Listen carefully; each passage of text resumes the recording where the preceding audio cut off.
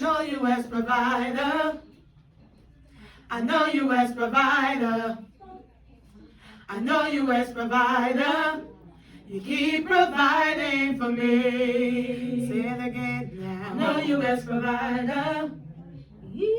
I know you as provider. No, no, no, no, no. I know you as provider. Keep on. You keep providing for me. I know you as provider. No, no, no. I know you as provider. No, no, no, no, no. I know you as provider. Keep on. You keep providing for me. And I'll give you all the glory, and I'll give you all the honor, because you never let me down. And I'll give you all the glory, and I'll give you all the honor, because you never let me down. Oh, when I was so lonely, and I called your name for my rescue. I called your name in my darkness hour. You came to me with good news. And when I didn't know what to do, you heard me. Yeah, you heard me in the cold of night. Provider, my sustainer, you upheld me, compelled me to the light. Oh, I know you as provider. I know you as provider. I know you as provider. Keep on. Keep providing for me. I know you, I know you, I know you. I know you as provider. I know you as provider. I know you as provider. You keep on. You keep providing for me. And I'll give you all the glory, and I'll give you all the honor, because never let me down. You deserve the glory. And I'll give you all the glory, and I'll give you all the honor, because you never let me down. Let me hear you say, oh, oh, oh, oh, oh, oh. Never let me down. Never let me down. Never let me down. Oh, oh, oh, oh, oh. Never let me down. Never let me down. You deserve all the glory. Oh, oh, oh, oh. Never let me down. You will never leave me by myself. I know you as provider. I know you as provider. I know you as provider. Keep on. Keep providing for me. I know you, I know you, I know you. I know you as provider. I know you as provider. Oh, no, no, no, no. I know you as provider. Keep on, keep providing for me. Provider, provider. Yeah, provider, provider. Provider, provider, keep on, keep providing. Provider, provider, provider. Provider, provider. Yeah. Provider, provider. Oh yeah. Provider, provider. Keep on, keep providing for me.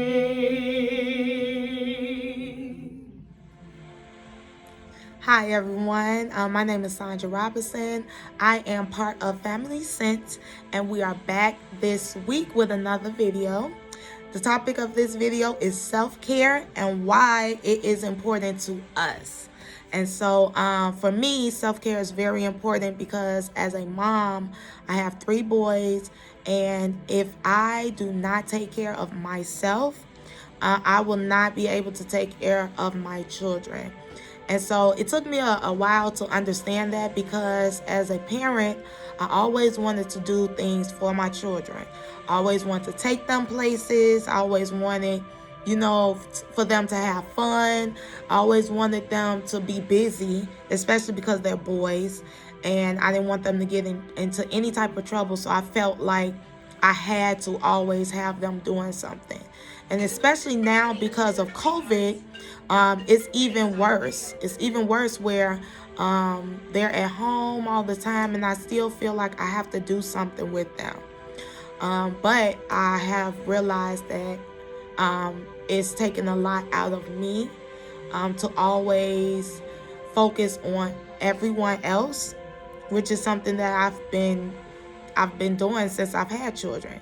Focusing on my children, focusing on my husband, and then I'm always putting myself last. And so I have made the decision to not to do that anymore, and to put myself first. Especially when I am feeling overwhelmed. I have so many things going on. I just know that I have to do something for myself, just to make sure that that my mind is steady, that I'm not overwhelming myself with so many things, but I'm taking time out for myself. And so for everyone, self-care looks different. For me, self-care is just me sitting in my car, listening to my music, not having anyone around, and just having that moment to myself, just time to breathe. And we don't have money to go on trips. I know a lot of people go on trips for self-care, but for me, that is my way of taking care of myself. Just giving myself a moment of silence with no one around. And it really helps me. When I come back in the house, I feel refreshed. I feel ready to take on another day. And so I just want to come on here to tell you all, self-care is something that must be done. It is not an option. It is not something that you could put off, because you're going to find yourself overworked and you're not going to be any good to anyone. So please take time for yourself, and make sure that you incorporate some type of self-care activity for you. Until next time, bye. Hi everyone, my name is Sybil McGill, and the topic that we are discussing is self-care. What does self-care look like to me? One of the things that I like to do is to totally tune everyone out. I used to have outings with my daughter and my husband, and I realized that it's okay to leave them behind, and I would just walk through the mall by myself. I don't need any company. It's just me. And I don't even pay attention to the people that's in the mall. So one of the things that I really enjoy is browsing, shopping, going to get my nails done, just being able to do something for myself, which is something that I recently started doing faithfully, probably a few months ago.